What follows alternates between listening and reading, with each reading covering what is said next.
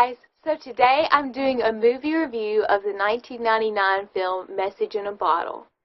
This film starred Robin Wright, Kevin Costner, Paul Newman, and John Savage. It was directed by Louis Mandoki, who, as many of you know, also directed When a Man Loves a Woman. This film was based on the novel by Nicholas Sparks, and as many of you know who he is, he's written several bestsellers, and several of his novels have been made into movies, including A Walk to Remember, and The Notebook, and Dear John, and things like that. So the basic plot is there's this lady that works at a magazine, and she's running along a beach when she's on vacation, and she finds, shocker, a message in a bottle. And she reads it, and she thinks it's so lovely and all this that she shares it with several people in her office, and her boss actually publishes it in the paper. So once people started seeing that letter, they started sending in other letters they had found, at least one other letter they had found in a bottle. Anyway, so she goes on a hunt to find this man that was writing the letters. And that man is Kevin Costner. Of course, the woman reporter was played by Robin Wright. It's just kind of the story of how she goes and looks for him and tracks him down, and things happen, and essentially, spoilers, they fall in love. So, of course, it's Nicholas Sparks. Similar to The Princess Bride, I went into this film with just no expectations, I'm just going to sit down and watch the movie, and it was not that fantastic. Let's start with performances. I thought that Robin Wright did a pretty good job. I did. I thought she really gave a lot to her character, and I thought her emotional scenes were pretty good. And she made the character pretty likable. Paul Newman, who played Kevin Costner's father in the film, was good. He was very good, as he usually is. You know, many of you are Paul Newman fans, I'm sure. John Savage was pretty good. He had a smaller role. And we've saved the best for last. Kevin Costner.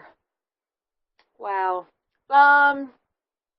I've got to say, I apologize to the Kevin Costner fans. I did not think he did well at all. I mean, his face was just wooden the entire film, and I don't know where he was when this movie was being made, but he was not there, because he was just like, well, maybe this and this. And I mean, I kind of understand that, because he's playing this depressed widower who, you know, is pining away for his lost love and all that, I guess, or whatever you want to call it. So, yes, there should be some moodiness and some shyness and some, you know, woodenness, like he's hiding behind some mask, but eventually some of that should be peeled away, and you should be able to see the guy for himself. Because that's what his character was doing. His character throughout the movie was evolving and transforming. And I felt like Kevin didn't evolve or transform at all as an actor. I felt like he just stayed the same and said his lines. So, I don't know. I did not think he did very well in this particular movie. Louis Mandoki, I feel like he did an okay job. I mean, it's like your classic 90s romance film. So, just that kind of directing, there wasn't anything that really stood out. I feel like they kind of intended it to be an artsy film, and it didn't come off that way. There was a lot of scenes where it was just like close-ups of the face, and the actors were just supposed to, you know, just kind of emote something, and there was a lot of like darker grays and blues in the film to kind of give it this sad, kind of lonely feel, you know, and it never really got to a good point, I would say, in the movie where you were like, oh, everybody's really happy, you know, and, spoiler, the ending is that Kevin Costner's character is going out in his ship to find Robin Wright and tell her that he loves her, and he dies saving another person's life on the way. And I've got to be honest, since I felt like Kevin did not do well in this film at all, he didn't make me love the character at all.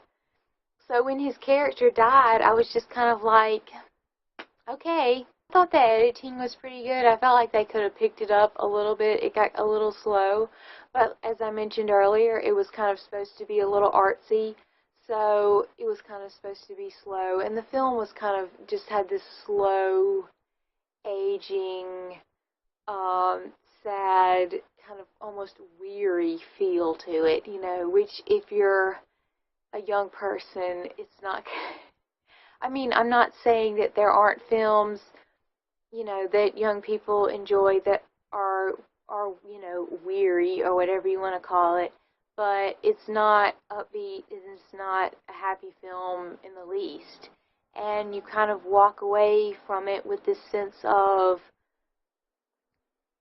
wow, that was kind of depressing, honestly. It's not necessarily a bad thing, it's just that's the kind of overall tone of the film. Parents Guide, again, not your best of movies. I can't exactly remember how much language there was. I want to say maybe about 15 words, and I think most of them were on the milder side. Sexual content was a bit of a problem. It was obvious that extremely early on in their relationship that Robin and Kevin's characters were sleeping together, and then there's about like a 4-minute montage of them just in bed together, and so that was a little uncomfortable. Not so much nudity, nothing explicit shown, but I mean there was lots of skin, so that wasn't the best. Violence, not really. Like a couple heated arguments. Drug and alcohol content. There was a fair amount of drinking wine, especially earlier on in the movie. So, if that bothers you, this will not be the movie for you. I would definitely say not under the age of 12 for this movie. There are a lot worse films, but there are a lot better films too. So, yeah. I don't know, Message in a Bottle, like I said before, it was released in 1999. Kind of a bummer, you know? I didn't feel like it was really that well done. I felt like Robin did a good job, so did Paul Newman. But other than that, it was just kind of, it was probably actually less than average, because there are some, you know, average movies, like Keeping the Faith, which I have done a previous review of, that were like, you know, okay, average, you know, pretty good, or whatever. This was like, no, I would not watch it again. Definitely not. When I thought about would I watch Keeping the Faith again, I at least had to think about it for a minute. Message in a Bottle, it's like, definitely no. I would not waste my time on this movie again. So, I don't know. If you want me to give it a rating, I would have to give it probably 2 stars out of 5. Just because it wasn't that good. It was really sappy in a lot of places. It was cheesy in many places, and you're just like, I need to take a bath after I watch this movie because it's so gooey. That's just kind of my review. If you love the movie and you get a lot out of it and you enjoy it, I'm so happy for you, truly. But I did not, and I don't know. That's just the way it is. Thank you so much for checking out my review of the 1999 movie Message in a Bottle. Subscribe!